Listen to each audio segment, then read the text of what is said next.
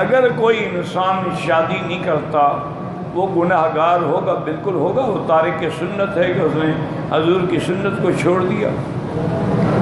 اسی لیے حدیث میں ہے کہ النکاح من سنتی، نکاح میرا طریقہ ہے۔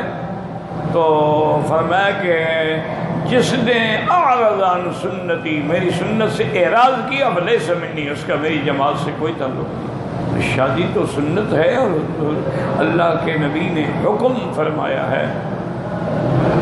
اسی لیے حضور نے فرمایا تھا کہ یا معاشر الشباب من استطاع منکم الباءۃ فلیتزوج، کہ اگر تم میں طاقت فوراً شادی کرو، اور اگر طاقت نہیں ہے تو پھر روزے رکھو۔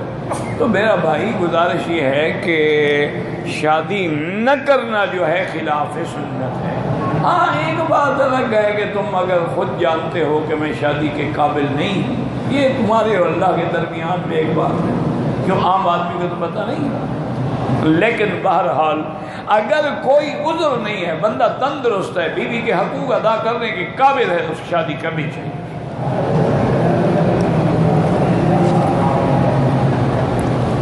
شادی حضور کی سنت ہے، کہتے ہیں فرض، یعنی تم صرف فرض پڑھو گے باقی کچھ نہیں پڑھو گے، کہ اگر شادی فرض ہو تو کرو گے، اگر فرض نہ ہو تو معنی یہ ہے کہ نماز میں بھی جو فرض ہے وہ پڑھو گے، واجب سنت سب چھوڑ دو گے۔ انا للہ و انا الیہ راجعون۔ اگر تم اتنا شادی سے گھبرائے ہوئے ہو تو پھر ایسی باتیں تو نہ کرو اسلام کے خلاف ہے،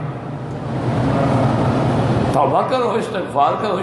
حضور نے فرمایا جو اعراض کرے، جو منہ پھیرے، بہانے بنائے، میری جماعت سے اس کا تعلق نہیں ہے۔ اتنی تشدید کے بعد بھی پوچھتے ہو یہ فرض ہے۔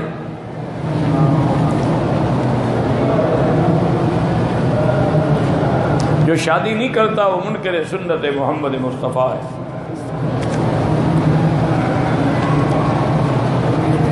بتایا ہے کہ اگر تمہارے کوئی ایسے حالات ہیں تو چھوڑ دو، پھر پوچھنے کا کیا مطلب ہے؟